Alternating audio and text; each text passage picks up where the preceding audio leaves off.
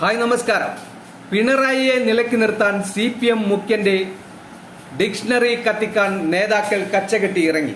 കുലംകുത്തി മുതൽ വിവരദോഷി വരെ എട്ടിന്റെ പണിയായി പാർട്ടിയെ പ്രതിസന്ധിയിൽ തള്ളിവിടുന്നത് കാരണഭൂതൻ തന്നെ.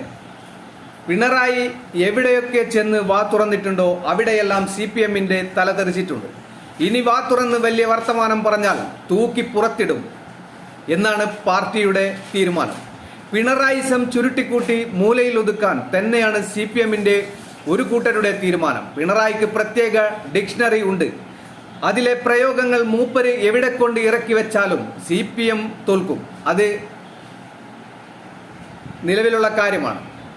ആദ്യം പിണറായിയുടെ ഡിക്ഷണറിയാണ് കത്തിക്കേണ്ടത്. അതിന് ഇറങ്ങിത്തിരിക്കുകയാണ് പാർട്ടി.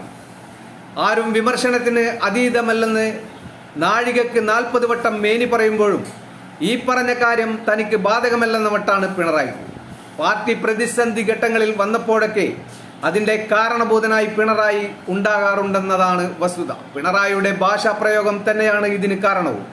പക്ഷേ ഇത്തരം സംഭവങ്ങൾ ആവർത്തിക്കപ്പെടുകയും മുഴുവൻ പാർട്ടി തന്നെ അതിന്റെ പേരിൽ ജനങ്ങളിൽ നിന്ന് അകലുകയും ചെയ്യുന്ന സാഹചര്യത്തിൽ അണികളിൽ നിന്ന് പോലും നേതൃത്വം വിമർശനം നേരിട്ട് തുടങ്ങിയിട്ടുണ്ട്.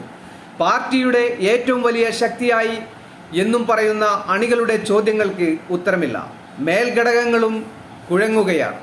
ഇടതുപക്ഷത്തിനൊപ്പം അടിയുറച്ചു നിൽക്കുന്ന യാക്കോബായ സഭ നിരണം മുൻ ഭദ്രാസനാധിപൻ ഗീവർഗീസ് മാർ കുറിലോസിനെ വിമർശിച്ച മുഖ്യമന്ത്രി പിണറായി വിജയന്റെ നടപടിയിൽ പാർട്ടി നേതാക്കളിലും അണികളിലും അമർഷം ശക്തമാവുകയാണ്. മുഖ്യമന്ത്രിയുടേത് വാവിട്ട വാക്കാണെന്ന് പൊതുവിൽ നേതാക്കൾ വിലയിരുത്തുന്നത്. പൊതുവെ എല്ലാ കാര്യത്തിലും പിണറായിയെ അന്ധമായി പിന്തുണക്കുന്ന സൈബർ സഖാക്കളും ഇക്കാര്യത്തിൽ മുഖ്യമന്ത്രിയെ കൈവിട്ട മട്ടാണ്. തങ്ങളുടെ പക്ഷത്തു നിന്നുള്ള ഒരു വ്യക്തി വിമർശനം ഉന്നയിക്കുമ്പോൾ അതിനെ പരിശോധിക്കുന്നതിന് പകരം പൊതുസമൂഹത്തിൽ അവഹേളിക്കുന്ന വിധത്തിൽ പരാമർശം എന്തിനു നടത്തി എന്നാണ് ചോദ്യം.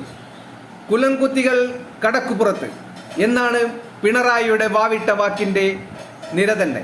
കേരള രാഷ്ട്രീയത്തിൽ ചർച്ചാ വിഷയമാണ്. 2012 മെയ് 4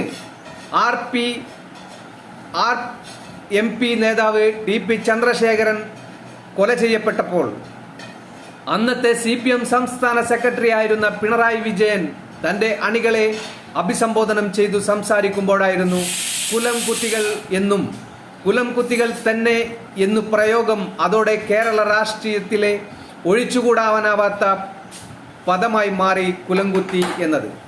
ആവശ്യത്തിനും അനാവശ്യത്തിനും കുലംകുത്തി നിരന്തരമായി ഉപയോഗിക്കപ്പെട്ടു. ആരുടെയൊക്കെയോ അഭിമാനം വ്രണപ്പെട്ടു. ചിലർ പരിഹസിക്കപ്പെട്ടു. DPയുടെ ഭാര്യ രമയെ ആശ്വസിപ്പിക്കാൻ പോയ VSന്റെ നെഞ്ചിലേക്കും കൂടിയായിരുന്നു ആ വാക്കിന്റെ മൂർച്ച വന്നു പതിച്ചത്. പിന്നാലെ എത്തിയ വാക്കായിരുന്നു കടക്കുപുറത്ത് എന്നത് സിനിമയിലെ മാസ് ഡയലോഗിനെ വെല്ലും വിധം ഇത് സാമൂഹ്യ മാധ്യമങ്ങളിൽ ഉൾപ്പെടെ ഹിറ്റായി. 2017 ജൂലൈ 31 മാധ്യമങ്ങളോട് കടക്കുപുറത്ത് എന്ന പ്രയോഗം ഉണ്ടായത്. സംസ്ഥാനത്ത് നടന്ന രാഷ്ട്രീയ സംഘങ്ങളുടെ പശ്ചാത്തലത്തിൽ BJP RSS പ്രവർത്തകരുമായി സമാധാന ചർച്ചയ്ക്കെത്തിയപ്പോഴായിരുന്നു മാധ്യമങ്ങളോടുള്ള മുഖ്യമന്ത്രിയുടെ കടക്കുപുറത്ത് എന്ന വാക്കുണ്ടായത്.